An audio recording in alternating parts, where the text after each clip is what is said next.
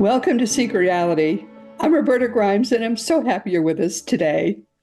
Oh, my wonderful Seek Reality friends, believe it or not, at this point, I usually get one or twice, maybe even more sometimes, inquiries each week from agents who want me to interview this or that author who has written something they're just certain you are going to absolutely love to read. And at this point, I kind of already know what you're going to like, and I usually turn most of them down because at this point, our plate is pretty full of people you already love. So I tend to interview the same people pretty frequently. And many of our guests at this time are in double digits with Seek Reality. We're going on 11 years now as for many people, an old regular in your playlist. Many of you say you want Mikey back or Peter Wright or somebody else who's your favorite. And for many of you, your longtime favorite of all is Craig Hogan. And you'll be glad to hear he's back with us again for the 45th time. And that's just about right, isn't it? Because Craig was one of our very first, I think he may have been our very first guest almost 11 years ago now, in June of 2013. And he had then just published Your Eternal Self a few years before, and I loved that book so much that I sponsored a speaking engagement for Craig here in Austin. I had never done that before, but I was just in love with that book. And that's how Craig and I first met. And we've worked together closely ever since, putting on conferences at first, and although we've soon discovered a conference is pretty inefficient. You gather a few people, they have to spend money, they have to fly there, and so on. And we had to put in a lot of effort to get 200, then 300, then 400 people together in one space. But we have many times that number of people who are going to hear us now talking today and talking about something very, very important each time we get together. So we do this instead. And as you all know, Craig is putting on Seek Reality Online. He's putting on with me teachingsbyjesus.com. And we reach many more people with exciting, exciting news. And we write books. We do things that get the word out a lot more efficiently now. But we've been friends now for a lot longer than 10 years. And we're really, really enjoying the work we do. And of all the leading experts on the afterlife worldwide, Craig Hogan really is the leading expert. His books on the topic are the go-to resources on this subject. If you want to know what to read, and I'll put this in the notes, you don't have to drive off the road to try to write them down, but reasons for what happens to you in your life and your afterlife, and answers to life's enduring questions from science discoveries and from afterlife revelations are two that come to mind. And when people ask me what the difference is between Craig's books and my own books on the afterlife and other things, I tell them Craig uses footnotes. If footnotes are important to you, read his books. But today I want to talk about a very important topic with him that even most afterlife researchers very seldom touch. But Craig actually wrote a book on this.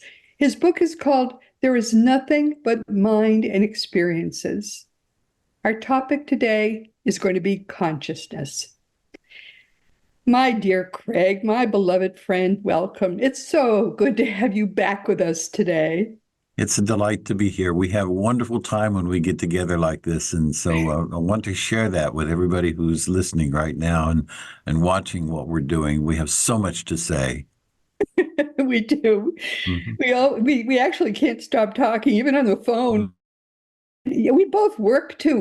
There's a lot we have to do. So usually when we talk, Craig is when he has to push me off the phone. Well, I have to get back to work.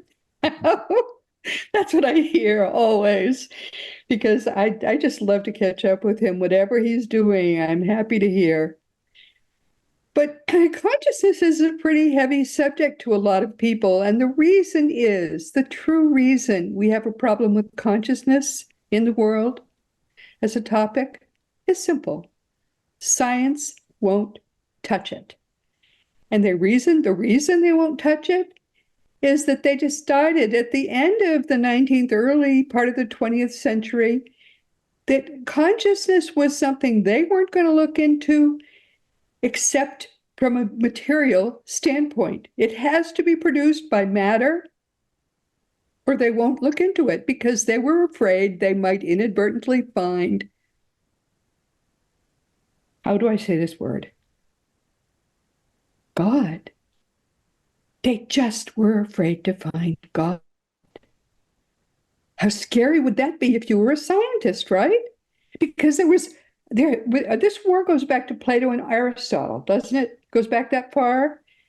The people who believed in God and the people who believed in not God. And the atheists could not let the theists win. Am I oversimplifying this, Craig, or what?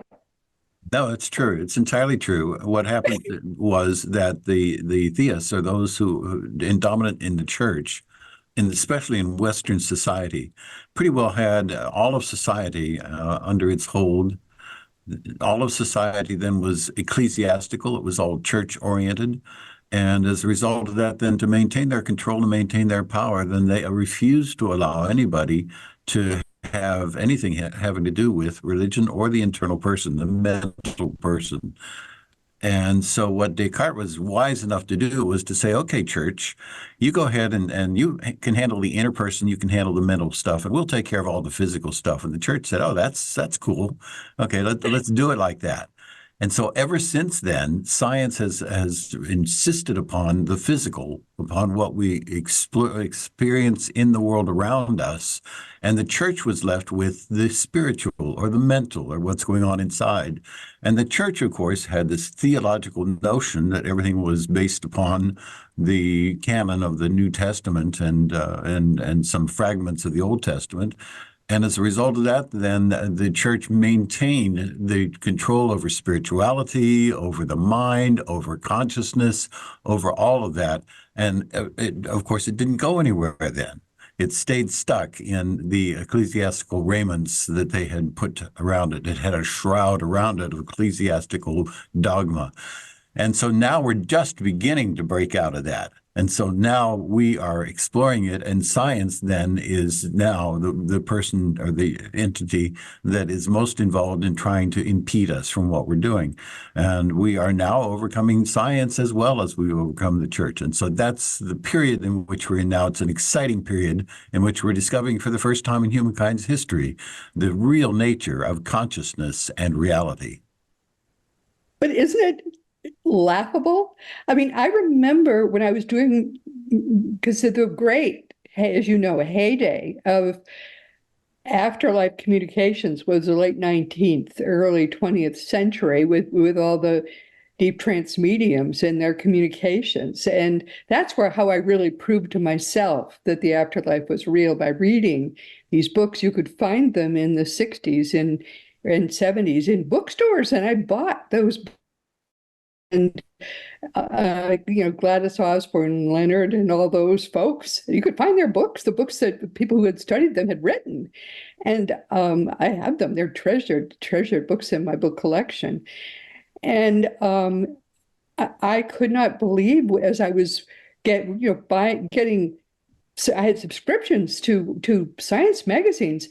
I figured out what was going on. They were actually materialism was becoming what they were calling, and you could see it in print. The mainstream, not mainstream, they didn't use that word yet. It was the materialism was becoming the fundamental dogma of science. Mm-hmm. Materialism, those words were in print. We are materialist. We study matter. And that was what they were requiring of young scientists. If you are determined to study consciousness, we have to look at how it originates in matter, in the matter of the brain. And I couldn't believe that this is what they were doing, because if you start there, how are you doing science? I couldn't get it. But then I came to understand where it came from. It started way before the 20th or the 19th or the 18th even century. This goes back to Plato and Aristotle. It was a fight. Yeah, you don't start this fight this late. It was went back a long time before we were born. I couldn't get over it though, Craig. It was so amazing to me that adult scientists, thought this was an okay way to do science. Yeah, the science been taken out of it. And the reason for that is that scientists want to believe that the mind is created by the brain, is housed in the brain. The memories are stored in the brain. And because of that limited point of view, then they won't allow themselves to consider anything else. And so they ignore all of the rest of what we know to be true today. Because we have the data. We have the data to show that the mind is not in the brain. The mind is doing things outside of the brain. For in remote viewing, for instance, we can sit someplace and we can view things that are Yeah, thousands of miles away. That yeah. can't happen if the 3 to 5 pounds of tofu-like mush inside of our I was skulls going to say is that. all All there right. is to consciousness. So That's true. consciousness That's is what I'm outside. Yeah, right. consciousness is outside of the skull. It's outside of the brain. And as a result of that, because we know that consciousness is outside of the brain, then we have to explain where is consciousness and what is consciousness. And so we have a whole new set of questions. They won't look through the telescope in the same way that Galileo kept saying to the scientists of his time, look through my telescope. Yes, You'll see that's that right. that That's right. Venus, yeah, it has phases and Jupiter Very has true. moons and there are craters on the moon and you'll see that the Earth is not the center of the universe, that in fact that we are in a heliocentric system. The sun is Great at the point. center of this system, and there's a much vaster system than that. And they wouldn't look through the telescope. And the same thing's happening now. They just won't look at the data. They say, no, we won't look at that. And they all come together and they all agree that they're not going to look at it and that it is They won't pseudoscience because and they there's can't. nothing to it. And so They're as not a result of allowed that, they're to. not It is advancing. so amazing to me. I've been reading these popular science magazines ever since the early 90s. And so I watched this very confident attitude they had. By when are these things going to be discovered? And they were giving confident prognostications by when these things were going to happen, by when we'll have discovered. $1 billion was being spent. They had it already, it was in the bank and being spent on finding the source inside the head of consciousness. And they were sure when it would be done. And then because I was reading, this was my bedtime reading. Little by little, you watched them become dispirited because they came to see it was not happening on schedule. Yeah. But And by they the were not year able to. 2000, they were starting to be more and more dispirited. Mhm. 2005, they started to wilt. Yeah, 20, by they haven't given up. 2010, Yeah. they were giving up, Yeah. although they put up a good front. But Yeah. I watched it happen. I watched them basically realize, yes, we truly do have a skull full of mush. There is no place, no how, no way, no where was it going to happen. It was so amazing to me to see that certainty become nothing but a little bit of hope, and then the hope died. It did die. They're still certain that they can find the mind in the brain. So, and it's called The Hard Problem of Consciousness by David Chalmers. And the easy problem of consciousness They is say what's they called can, the, but they can't. yeah. There's a wonderful, there are a couple of really wonderful, if that I know of, there may be others, institutes that are privately funded by Christian billionaires that are free to look for the truth about consciousness. And the work they do is extraordinary. And they put up challenges which no scientist can solve. And they have done wonderful work on consciousness. And I get there. Well, one of them is this Discovery Institute, and another of them is called, skips my mind because they don't, it's not the main work they do. But they have done wonderful work on consciousness. And they basically have proven that it's, well, your book does the same thing, It's ambient, basically. It's our minds pick it up. Your mind is a receiver and transmitter. That's all it is. There's no way it does anything other than receive and transmit consciousness. And it's wonderful to watch them win and then take these little victory laps around the poor, dispirited mainstream consciousness of failures that are the mainstream scientists. So Yeah. maybe, So what they're trying to do is to come up with alternatives to put the mind into the brain somehow, and so they come up with explanations that they believe are going to eventually put the mind in the brain. There's the whole brain hypothesis, then, that the whole brain is involved, and because the whole brain is involved, that's why you can't find where consciousness is. And they believe that the memories are stored in yes, the brain. I have seen those. I have seen those articles, but they don't. Mhm. When they're challenged by the Discovery Institute, I think his name is James Tours, is the reigning expert at the Discovery Institute on consciousness. He's absolutely brilliant, and he takes all of their theories, dissects them, shows them to be stupid, challenges that they cannot answer. So he basically is taking one by one, taking all their little theories and dissecting them and showing them why they're stupid and throwing them back at them and saying, okay, solve this. And they can't. Yeah. Even, So now because they have good contributors, he even puts money behind his challenge. They can't do Mhm. anything about it. So what we have now is we have, since we know that the mind can't be in the brain, we have Yes. remote viewing where we can view things that are thousands of miles away. We have psychic abilities where people can know things about other people that they couldn't possibly know.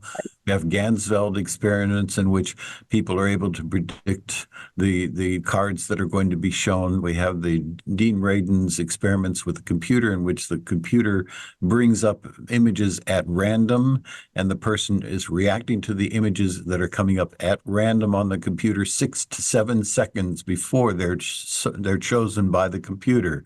So we have all Right. kinds of information now Right. to demonstrate the fact that the mind couldn't possibly be in the brain. It has to be outside of the brain. And so now we're looking at it differently.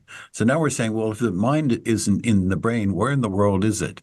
And so then we say that it's not in the world. And that's part of the reason that we know that this is true. All right. That the mind is much greater than that. In fact, we are all part of one universal consciousness, our Right. universal intelligence, and we are one with it. So there is nothing but our universal intelligence, and we then are having experiences within it in our minds, but our minds are not limited to what's inside of the brain. So we can conceivably bring anything into our minds that we want to bring in. We don't have to have eyes to see. We don't have to have ears to hear. We can get hearing experiences and sight experiences that are entirely separate from the body. The body doesn't have to be involved. It doesn't have to be there to see something, or it doesn't have to be there to hear something.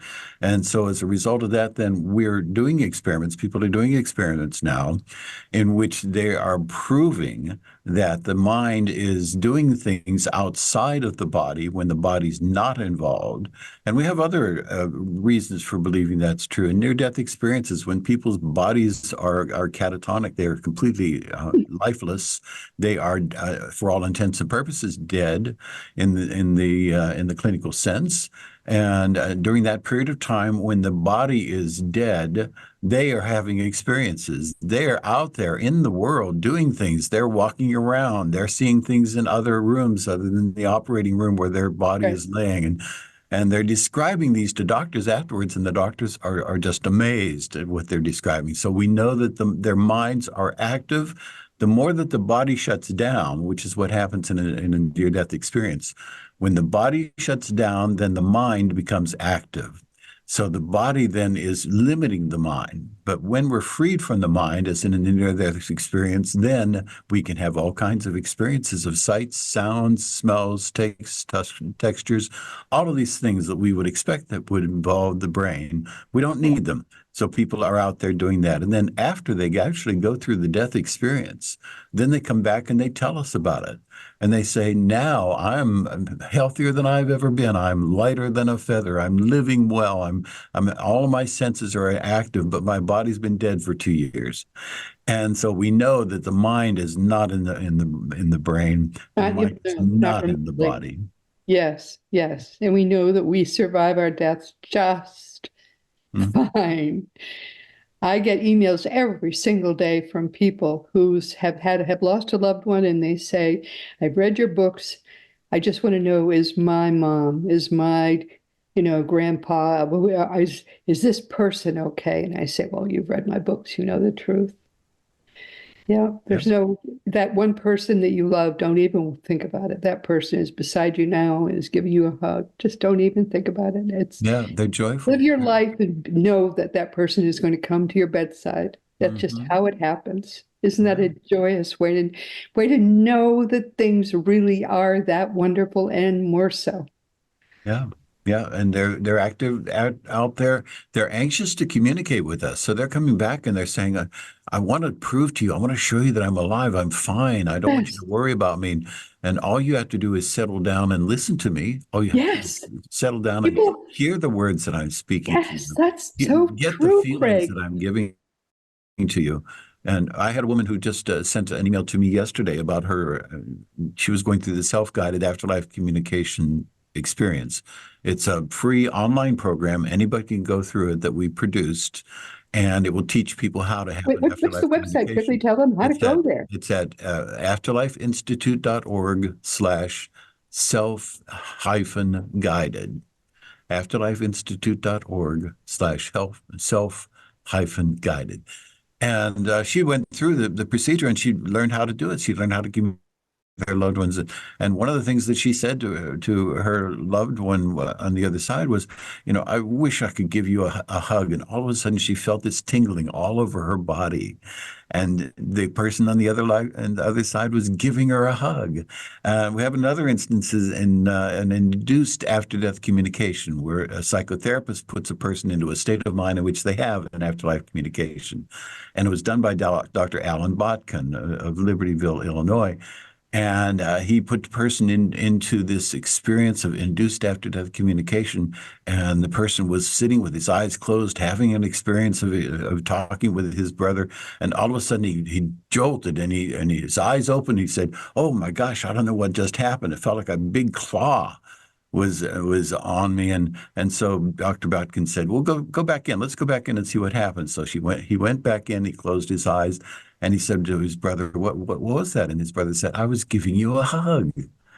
And so with these experiences that people are having, they're having without using the brain. The brain is not involved. It's people coming into them and speaking to them and having experiences with them without a body, without having the body doing something. And so all of these things are showing us, they're proving to us the fact that the mind is not in the body. That means the mind lives on after the body dies. And that means that other people whom we love, who are not in bodies right now, are still alive and well and anxious to communicate with us. Please understand, everyone, that what Craig is talking about is not only true, but it's common. And if you want this kind of experience with someone you love who has gone on ahead of you just briefly, who has transitioned, you can have it guaranteed. All you have to do is ask for it. Craig can help you do it. This is his specialty. He's waiting to help you, for heaven's sake. So give him the chance to do it. This isn't my area. This is his area. So give him the chance to do it. Yeah, and the phone is ringing. I mean, they're trying to communicate with everyone. Your loved ones are trying to communicate with you. They And love us so much. They they're hate to ringing see the phone. us suffer. They hate to see us in grief. They feel so bad about it. They want to say, "Listen, I'm fine. Don't worry about me. Live your life, and we're going to get together again. We're going to have this wonderful reunion in just a few years. So live your life. Don't cry." Especially children.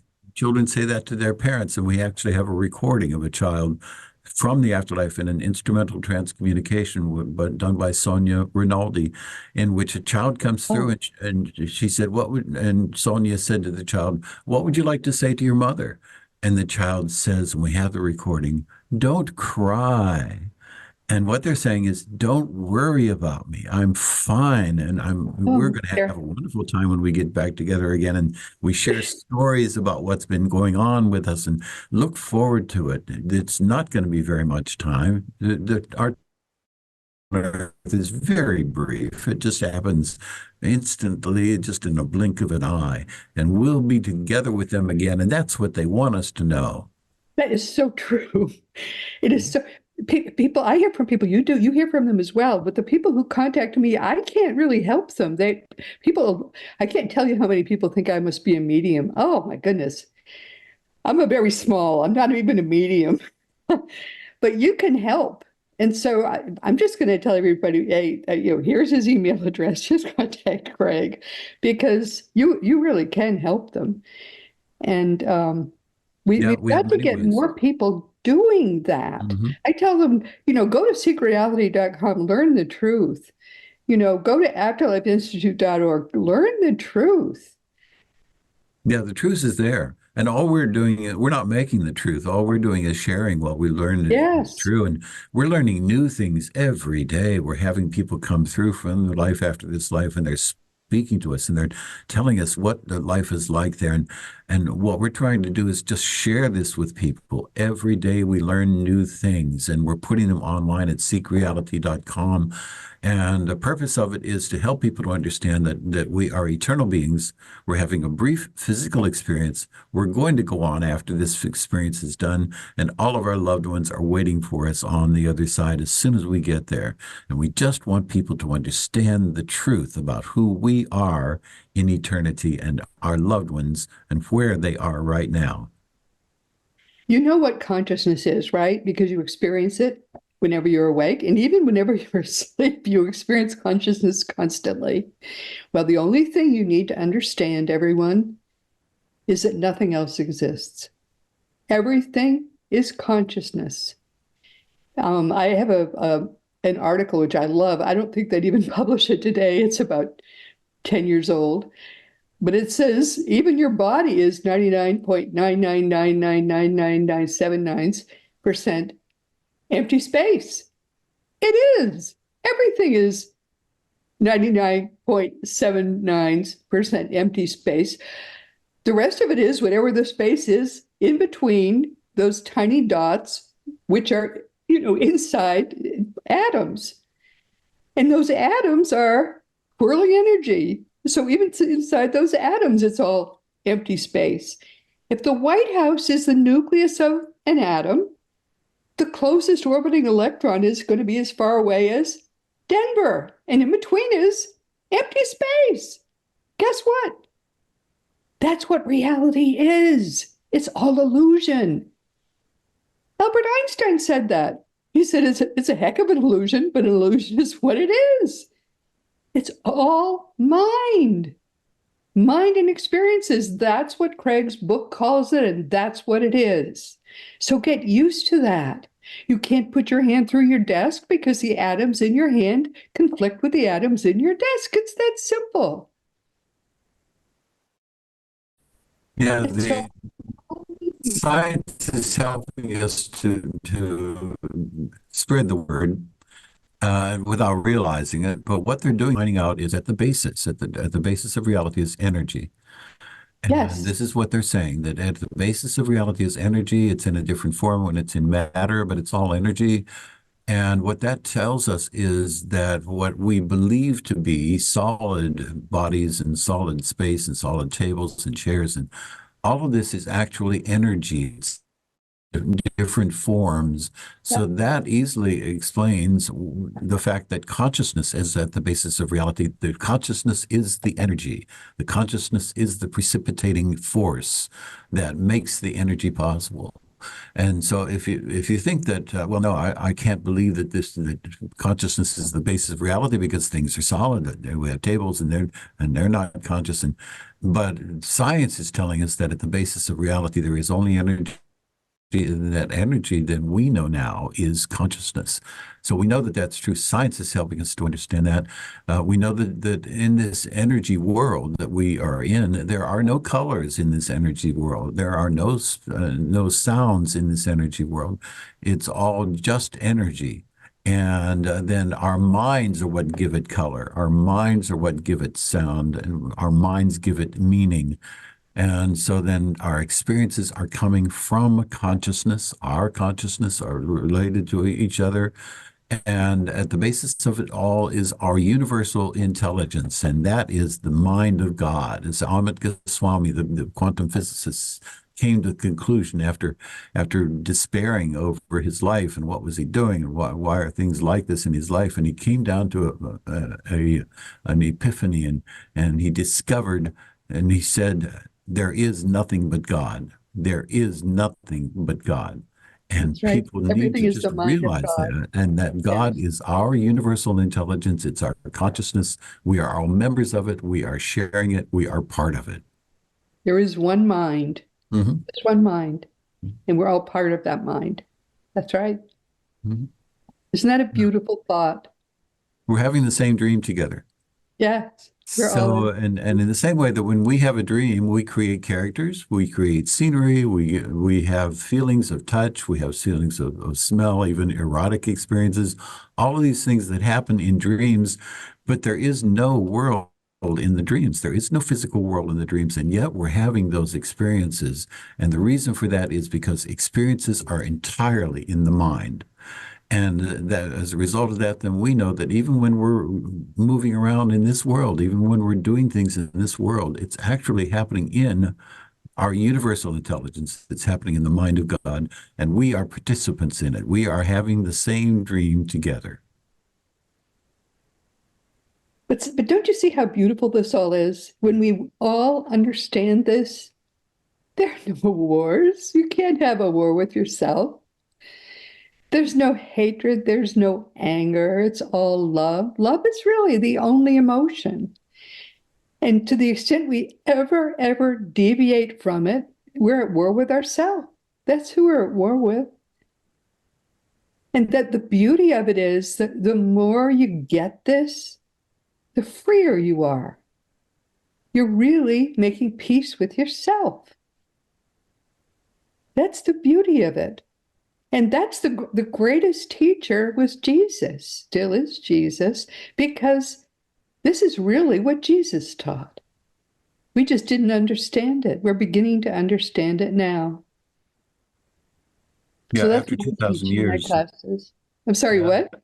Yeah, after 2,000 years, the second coming of Jesus is actually going to be his being understood for the first time.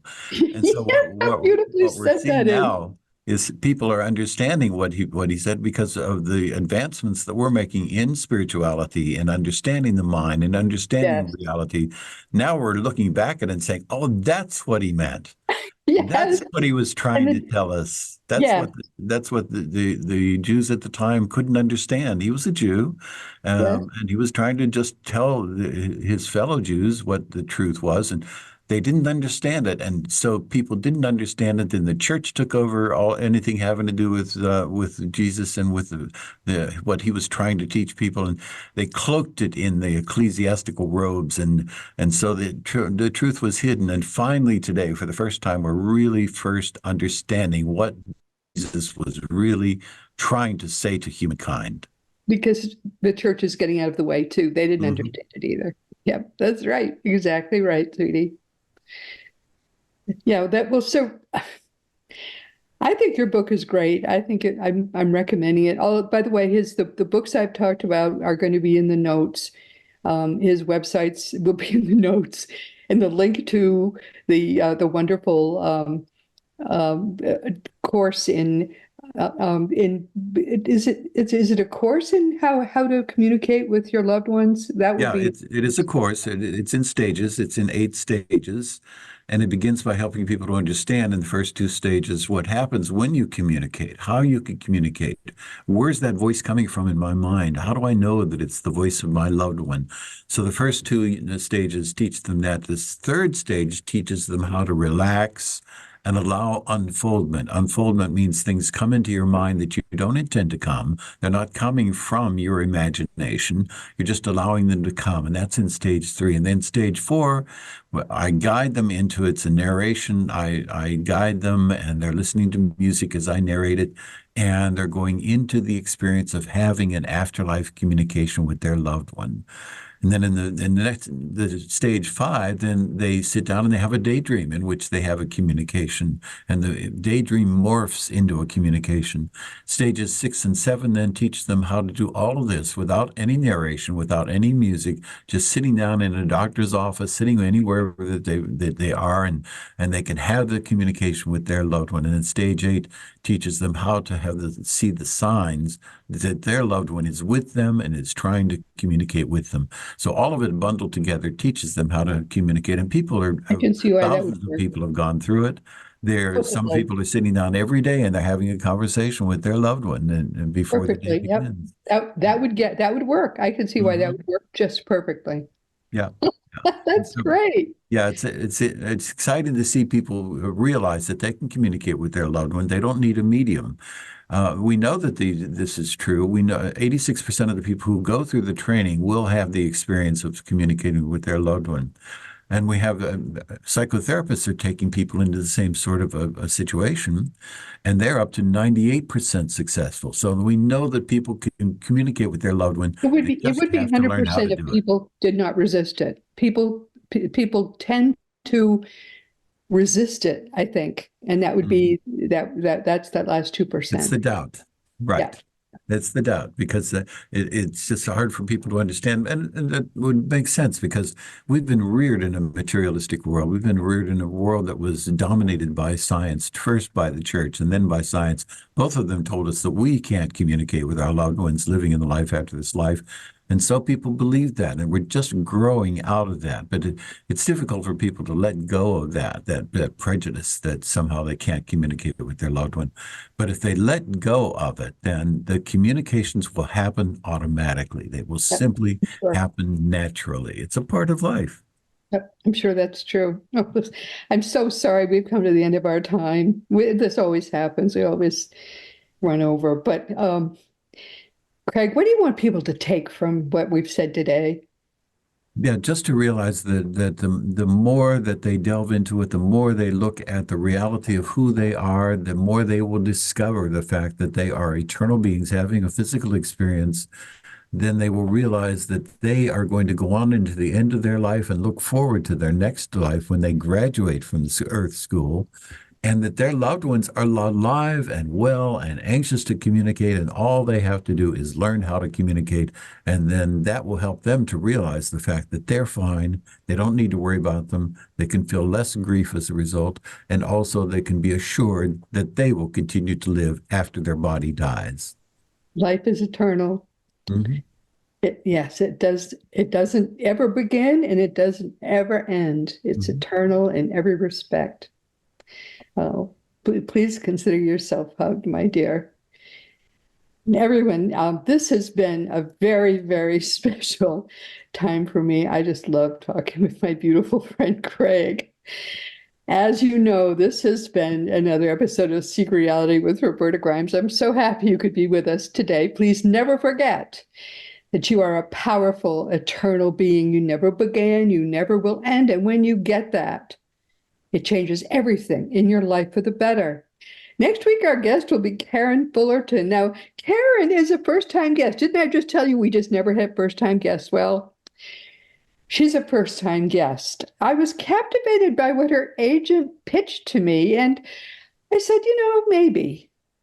And she didn't even have a book. And when that happens, I said, all right, send me questions. What are 8 questions she'd like, or 10 that she'd like me to ask her? And they were, even though she apparently coaches only women, I was captivated by the questions. They were the kinds of questions that a caring person would want to be asked. And I thought, all right, we'll try this one. And actually, my next week's guest is also a first timer, but these are probably the only first timers we'll hear from in this 6 month period. Um, she said, this woman is a certified lifeline practitioner. Never heard of that. And she's also an intuitive Reiki and quantum energy practitioner. Also never heard of that. And she looks like someone who cares a lot. So I'm experimenting here, and I'm hoping you're going to want to experiment with me. Please join me next week and let's learn together what Karen Fullerton has to share about how to be a caring practitioner to everyone. This week, we've been talking with our great friend, Dr. R. Craig Hogan, who's been with us today for the 45th time in almost 11 years. We've been talking about the cutting edge fact that consciousness is all that exists, and consciousness is the mind of God, and each of us. God is very different, obviously, from what any religion has ever taught. Consciousness is all of us. We are all together having experiences that will help us learn and grow spiritually and learn, finally, after all, to love perfectly. And as science is our great obstacle, but as Craig is such an optimist, that's one of the things I love about this man. Nikola Tesla said, the day science begins to study non-physical phenomena, it will make more progress in one decade than in all the previous centuries of its existence. Another optimist. Albert Einstein said that toward the end of his life, reality is merely an illusion, albeit a very persistent one, and persistent this illusion truly is. I urge you, if you worry about anyone you love, the person to get in touch with is Dr. R. Craig Hogan. He truly is the person who can help you with that. But I just love to listen to him talk.